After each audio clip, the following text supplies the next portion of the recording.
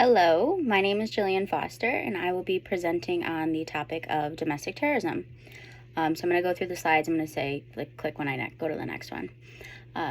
So next slide. Now, first, before we get dived into domestic terrorism, I first wanted to have the definitions between terrorism and domestic terrorism. So terrorism is the premeditated use or threat of use of violence to individuals, to groups, to any type of non-combatants to obtain a political or social goal.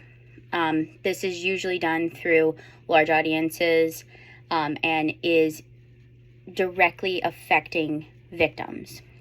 Now, domestic terrorism is different from just regular terrorism because domestic terrorism focuses on homegrown, so within your own country's borders. So it's a lot of the same properties of terrorism, but it's specialized to just within your same borders instead of just transnational or international. So I'm going to the next slide.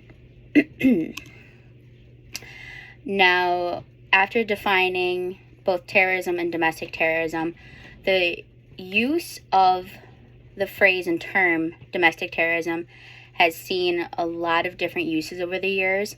Most notably is for political gain. So through the use in Congress, through social media, people and individuals have been using this coined term domestic terrorism to describe any type of violent crime or violent act recently in most recent years, pretty much since the early 2020s and on. Now, this is not a so-called traditional form of terrorism that we previously knew and have known since 9/11.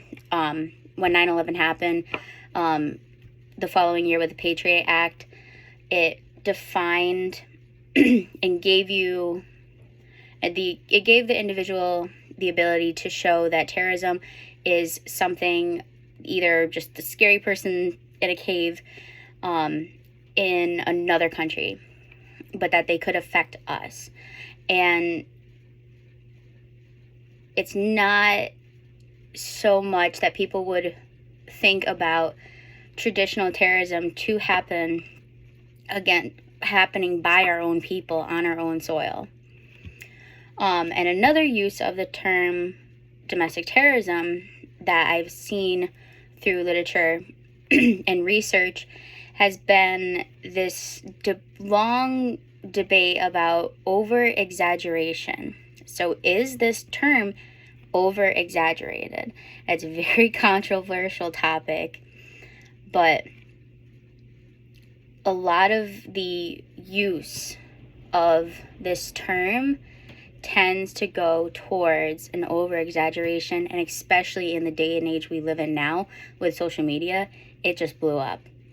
So I'm going to go to the next slide. Now, the threat of domestic terrorism and the importance of this awareness. So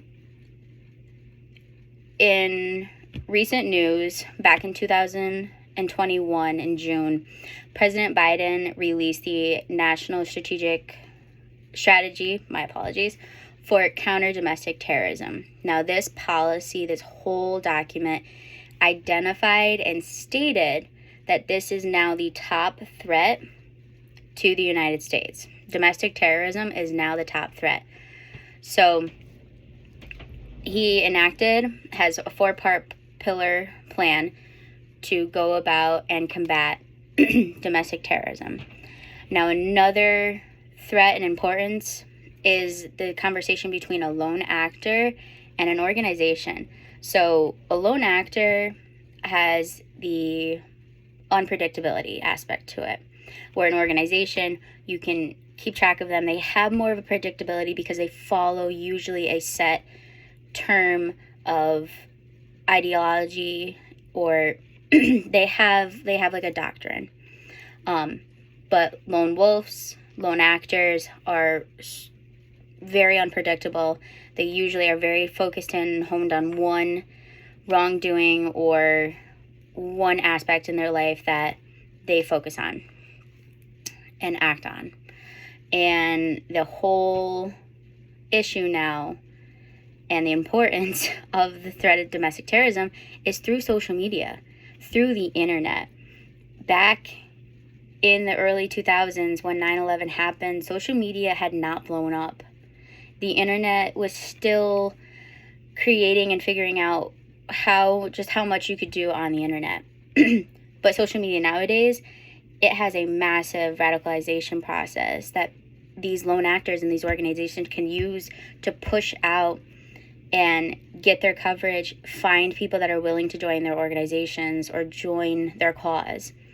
And another issue and importance of social media is the coverage, the media coverage of these attacks. So these media organizations will have these top bulletin lines and article titles that pull the reader in and just give you the worst of the worst. But then you're reading the article and it's horrible to say, but not as bad as you would think. So overall, the threat of domestic terrorism is the top threat to the United States right now and needs to have a full awareness on this. Next slide. Questions? Any questions? And then references. So thank you very much for your time. Have a great day.